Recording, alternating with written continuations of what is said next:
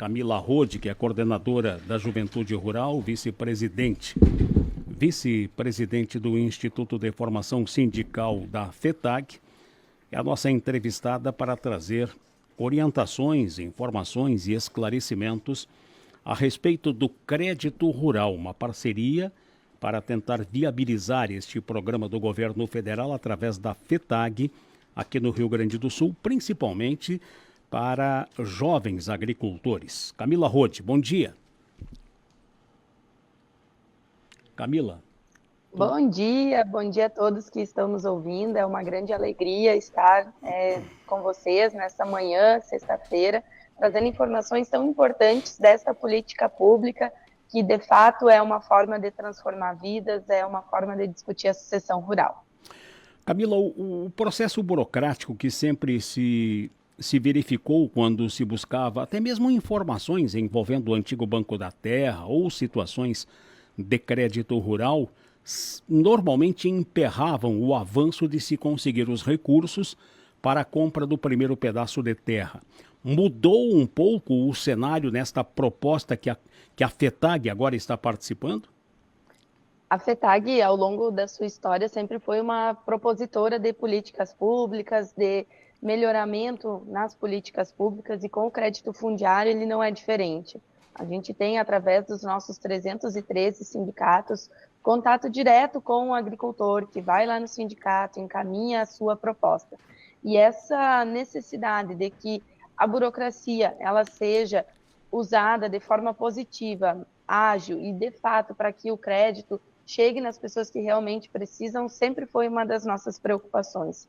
E o crédito fundiário, ele vem ao longo dos anos sofrendo algumas alterações. A gente teve o lançamento de uma nova portaria que muda algumas regras.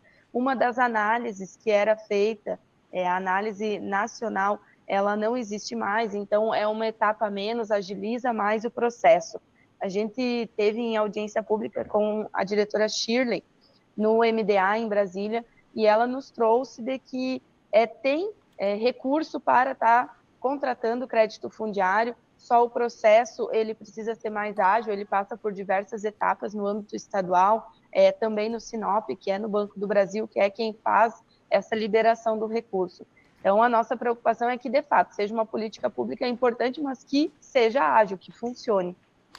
Já existe uma lista de espera de agricultores interessados, né? Exatamente. Hoje, quem cuida desta parte tecnicamente é o nosso setor de política agrícola.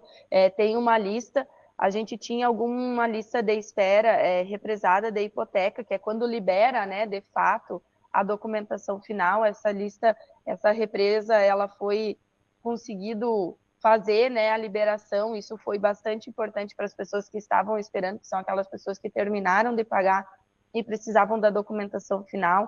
Então, tem algumas propostas, se eu não estou enganada, no Rio Grande do Sul a gente tem hoje 148 propostas em torno disso que estão aguardando a liberação para a aquisição. Quais são os requisitos para se conseguir o crédito de compra de terra?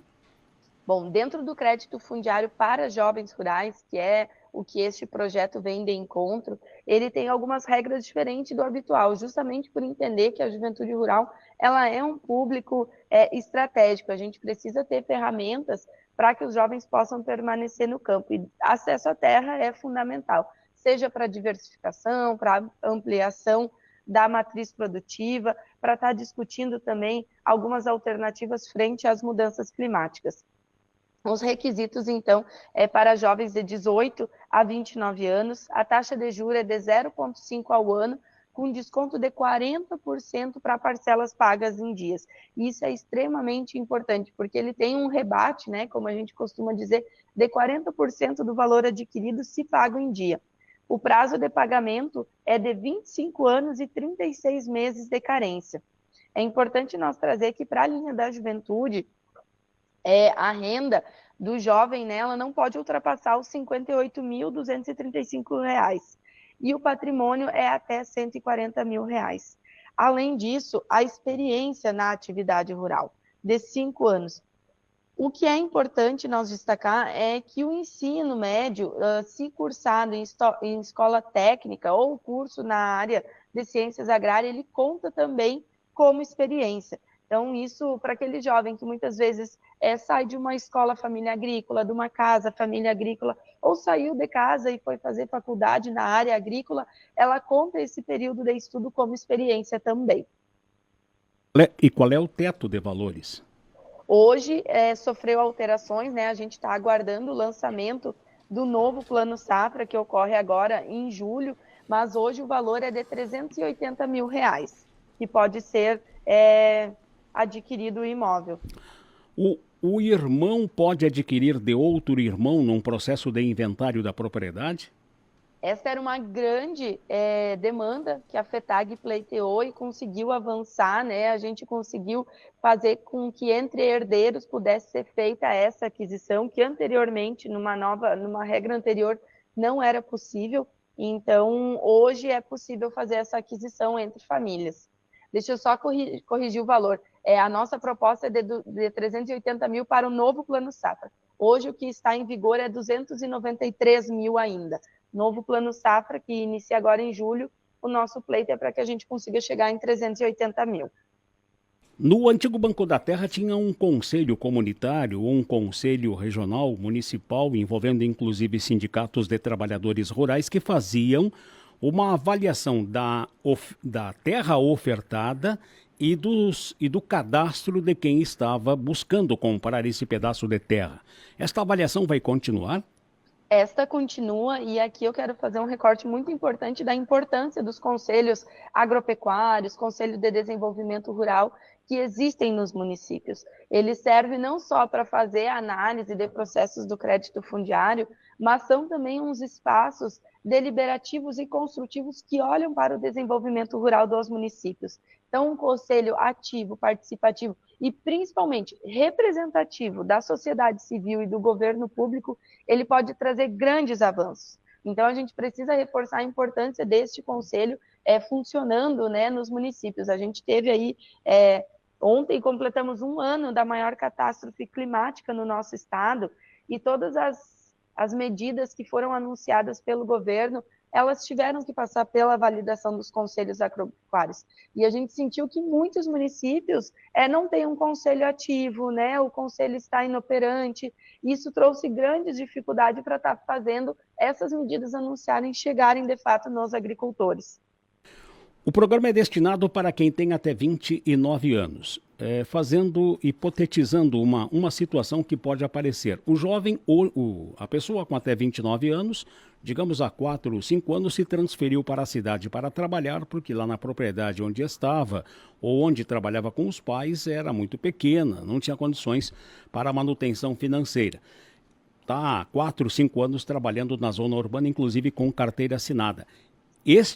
Esta pessoa, abaixo dos 29 anos, mesmo hoje estando na área urbana trabalhando, pode entrar na fila de espera e se capacitar para conseguir o recurso? Hoje, o crédito fundiário ele tem algumas regras bem específicas, bem técnicas, né? Que vedam, por exemplo, ser funcionário público, né, nos últimos 6 meses. Ele tem essa questão da carteira assinada, ele também precisa comprovar os 5 anos de atividade. Se não for na área pública, ele consegue estar encaminhando. Claro que desde que tenha a documentação, né? Como o CAF ativo, né? Ter movimentação no bloco de produtor. Ele é uma ferramenta muito interessante, né, de permanência da juventude, mas hoje a gente vê um movimento muito grande do movimento neo-urbano ou neo-rural, né, que são jovens que moram nas periferias em volta do meio urbano, ou são jovens que têm outras atividades econômicas, e muitas vezes elas com carteira assinada, e a gente também agora, né, caminha um pouco de forma um pouco mais lenta para estar discutindo de que forma a gente olha para este público e alcança também políticas públicas para essas pessoas que muitas vezes estão nesse meio termo, né, entre agricultor familiar e também a pessoa que tem outra atividade econômica, muitas vezes oriunda da área urbana. Camila, você fez uma ressalva citando funcionários públicos. Qual é que é um tratamento diferenciado? Na verdade, hoje, dentro das regras, ele não permite, né, que a pessoa que seja funcionário público faça a aquisição a partir do crédito fundiário. Quem tiver a carteira assinada como funcionário público, não importa se do município, do estado ou da União, nos últimos meses não tem direito a ingressar no programa. Isso, e na verdade o funcionário público ele não tem carteira assinada, né? Os funcionários públicos eles têm um regime diferente de previdência, né? Não é carteira assinada, são contratos ou concursados, né? A partir de um regime específico. E hoje não é permitido. Ele tem, né, algumas especificidades bem técnicas que é de cada caso, que é o que os nossos sindicatos fazem, né? A pessoa interessada procura o nosso sindicato porque o programa ele tem as suas linhas gerais de regras e de atuação. E os nossos sindicatos, os nossos técnicos, eles estão preparados para tirar todas essas dúvidas de forma específica, olhando para o caso daquela pessoa que está lá na frente, né, com a documentação, o que é possível conseguir, o que não. Muitas vezes, a partir do crédito fundiário, com essas regras que são com esses benefícios que são extremamente interessantes, não é possível, mas tem outras linhas de financiamento. Então, é muito importante este contato diretamente com os sindicatos, com a equipe técnica que é responsável por estar fazendo este encaminhamento. Outro esclarecimento necessário. O teto hoje, 293 mil pelo antigo Banco da Terra ou crédito fundiário, pleiteia-se 380 mil como limite, como teto a partir do plano safra metade do ano. Bom, comprou o pedaço de terra utilizando estes valores. Como é que ele vai levantar o rancho, vai buscar os equipamentos ou até dar início a um projeto de desenvolvimento da atividade rural? Hoje a gente tem uma linha específica dentro do Pronaf que permite quem é beneficiário do crédito fundiário estar tendo acesso a esses financiamentos. Então, dentro da aquisição a partir do crédito fundiário, tem diversas outras oportunidades dentro do Pronaf. Te confesso que não é a minha área de atuação específica, né, a parte técnica do crédito, mas a gente tem, por exemplo, o Pronaf A, que é para quem adquiriu terra a partir do crédito fundiário, que consegue estar financiando máquinas, equipamentos, algumas infraestruturas dentro da propriedade. Camila, você citava no início da entrevista que são mais de 170, 180 processos já formulados e aguardando análise, digamos assim. A FETAG tem uma ideia de qual é a quantidade represada de projetos que vão ingressar e se há recursos disponíveis para tanto? Bom, nessa audiência que a gente teve com a diretora Shirley no MDA em Brasília, ela nos trouxe de que dentro do Fundo da Terra tem valores, né, tem a disponibilidade desses valores para estar encaminhando esses projetos.